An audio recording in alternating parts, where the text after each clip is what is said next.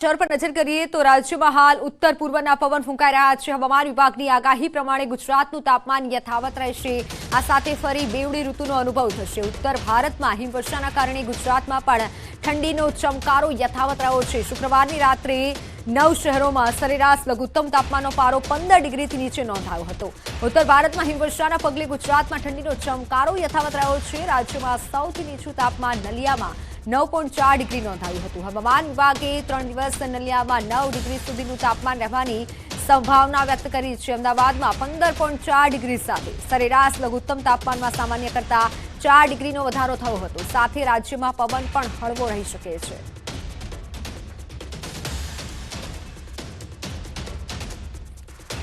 તો રિલાયન્સ ગ્રુપની મહત્વની જાહેરાત 22 જાન્યુઆરીએ રજા જાહેર કરાઈ છે। દેશભરમાં આરઆઈએલની ઓફિસોમાં રજા જાહેર કરાઈ છે। સોમવારે અયોધ્યામાં પ્રાણ પ્રતિષ્ઠા મહોત્સવ છે, જેને લઈને રજા જાહેર કરાઈ છે।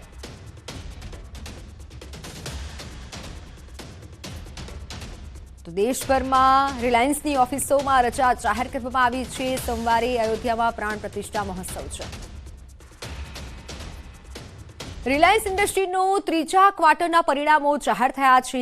રિલાયન્સ ઇન્ડસ્ટ્રીનો નફો 11% વધી 19,641 કરોડ રૂપિયા થયો છે અને આવક વધી 2.48 લાખ કરોડ થઈ છે। રિલાયન્સ ઇન્ડસ્ટ્રીઝે પોતાના ડિસેમ્બર ક્વાર્ટરના પરિણામ જાહેર કર્યા છે। કંપનીનો નફો ગત વર્ષની સરખામણીએ 9% વધી 17,265 કરોડ રૂપિયા પર પહોંચી ગયો છે। વળી આવક ગત વર્ષની સરખામણીમાં 4%ના વધારા સાથે 2.25 લાખ કરોડ સુધી પહોંચી ગયું છે।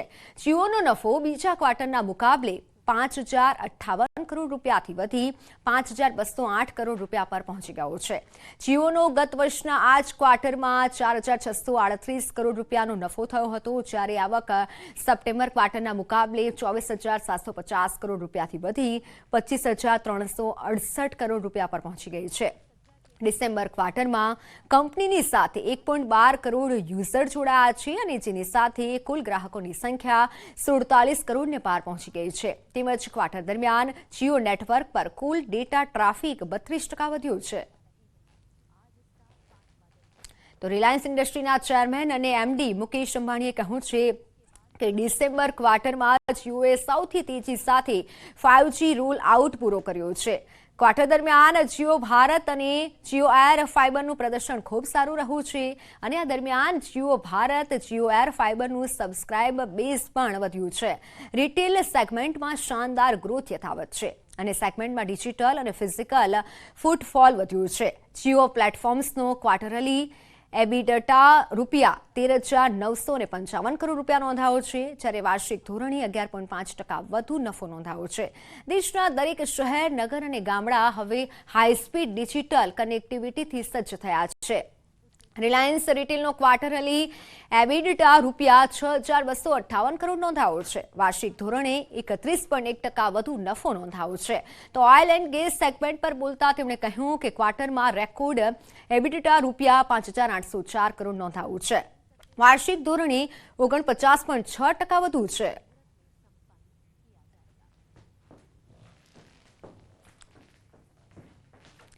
તો હાલ સમાચારોમાં સમય થયો છે વિરામનો।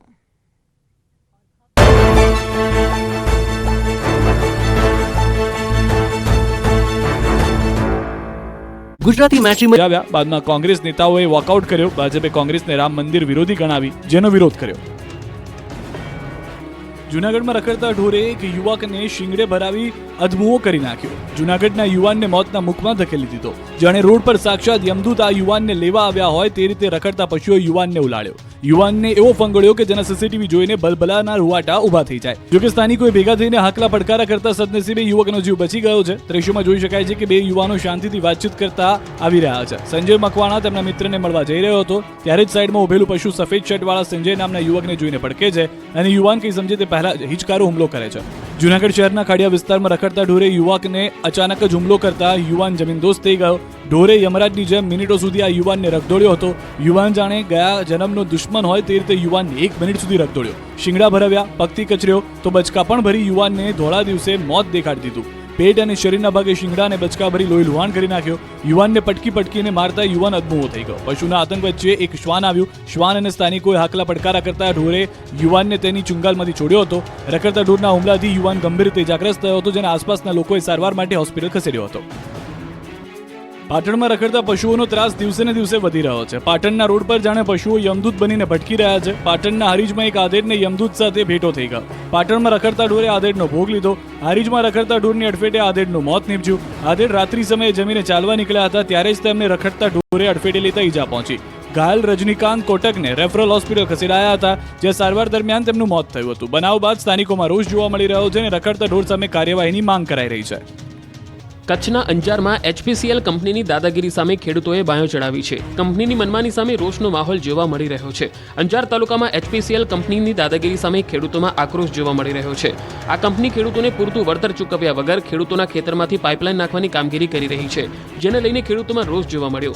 કંપનીની દાદાગીરી સામે ભારતીય કિસાન સંઘે કલેક્ટર કચેરીમાં ધરણા યોજી વિરોધ નોંધાવ્યો હતો. ખેડૂતોને પૂરતું વળતર ચૂકવવામાં આવે તેવી માંગ સાથે કલેક્ટરને આવેદનપત્ર પાઠવવામાં આવ્યું હતું. કલેક્ટર કચેરીમાં રામધૂન બોલાવી ખેડૂતોએ વિરોધ નોંધાવ્યો હતો. આગામી દિવસોમાં ખેડૂતોના પ્રશ્નો નહીં ઉકેલવામાં આવે તો ખેડૂતોએ ઉગ્ર આંદોલનની ચીમકી આપી હતી. સાથે જ દુધઈ સબ બ્રાન્ચ કેનાલને લઈ જિલ્લા કલેક્ટરને આવેદનપત્ર આપવામાં આવ્યું. દુધઈ કેનાલનું કામ પોણા 2 વર્ષથી ટલ્લે ચડ્યું છે. દુધઈ કેનાલનું અધૂરું કામ તાત્કાલિક ચાલુ કરવામાં આવે તેવી રજૂઆત પણ કરવામાં આવી. સુરતના માંગરોળમાં ફરી એકવાર કામદારો વિફર્યા હતા. માંગરોળ GIDCમાં કામદારોએ હંગામો મચાવતા હાહાકાર મચી ગયો હતો. કામદારો રજાની માંગ સાથે રોડ પર ઉતરી આવ્યા હતા. મોટી સંખ્યામાં ટોળે હાથમાં હથિયાર લઈને રોડ પર આવી જતા દહેશત ફેલાઈ હતી. વિફરેલા ટોળાએ કંપની બંધ કરાવતા હંગામો મચી ગયો. રાધે સિલ્વર વિસ્તારમાં આવેલી કંપની બંધ કરાવતા પોલીસને ઘટના સ્થળે આવવાની ફરજ પડી હતી. જિલ્લા પોલીસને જોઈ ટોળું વિખેરાઈ ગયું. જોકે ફરી એવી સ્થિતિનું નિર્માણ ન થાય એ માટે પીપોદરા વિસ્તારમાં પોલીસ કાફલો ગોઠવી દેવાયો છે. અમદાવાદમાં લુખ્ખાઓએ હવે હદ પાર કરી નાખી છે. આ વખતે અમદાવાદના ગીતા મંદિર બસ સ્ટેન્ડમાં ગુંડાઓએ હંગામો મચાવ્યો. ગીતા મંદિર બસ સ્ટેન્ડમાં દુકાનમાં આવીને તોડફોડ કરી હતી. ગીતા મંદિર બસ સ્ટેન્ડ પરની દુકાનોમાં આવી વેપારી પાસેથી પૈસાની ઉઘરાણી કરી હતી. દુકાનમાં હાજર 2 જેટલા યુવાનોએ પૈસા આપવા મુદ્દે બબાલ કરી હતી.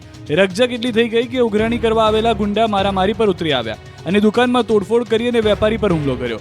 દુકાન બહાર પડેલી ખુરશીથી હુમલો કર્યો, જે બાદ એક વ્યક્તિએ લુખ્ખાને સમજાવવા પ્રયાસ કર્યો, પરંતુ તેને સમજાવવાની બદલે ગાળાગાળી શરૂ થઈ ગઈ.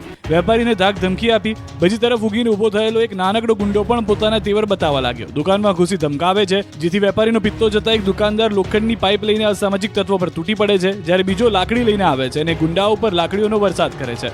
સામે પક્ષે ટપોરીઓ ખુરશીથી વેપારીને મારે છે. આ જંગના કારણે વેપારીઓમાં દહેશત ફેલાઈ છે. બોટ દુર્ઘટનામાં 18 લોકો સામે બેદરકારી અને નિષ્કાળજી દાખવવા બાબતે ગુનો દાખલ. 14 લોકોના મોત થતા ક્રાઇમ બ્રાન્ચે બોટના ચાલક અને મેનેજરની કરી અટકાયત.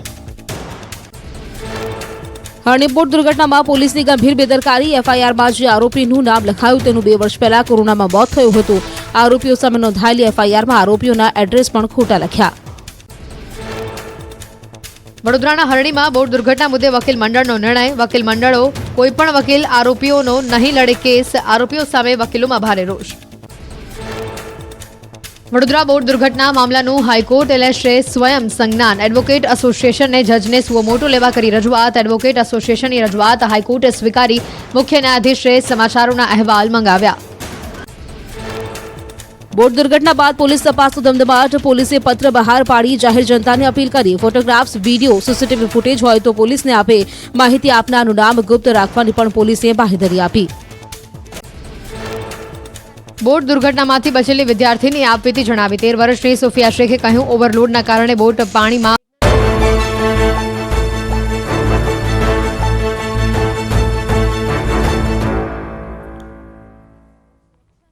Welcome back. આગામી વર્ષ 2047 સુધી દેશને વિકસિત રાષ્ટ્ર બનાવવાના આશય સાથે વિકસિત ભારત સંકલ્પ યાત્રાને PM મોદીએ લીલી ઝંડી આપી છે. આ યાત્રા દ્વારા વિવિધ પ્રજાલક્ષી યોજનાઓનો લાભ પાત્રતા ધરાવતા છેવાડાના માનવી સુધી પહોંચાડાઈ રહ્યો છે. તો વિકસિત ભારતની પરિકલ્પનાને સાકાર કરવા માટે નીકળેલી આ યાત્રાને જન પ્રતિસાદ પણ બહોળો મળી રહ્યો છે. 22 જેટલી સરકારી યોજનાઓની માહિતી લોકો સુધી પહોંચાડાઈ રહી છે. લોકોને નિશ્ચિત સમય મર્યાદામાં યોજનાઓનો લાભ પણ મળી રહ્યો છે. યાત્રા એક મોટો સિંહાચિહ્ન પાર કરી ચૂકી છે.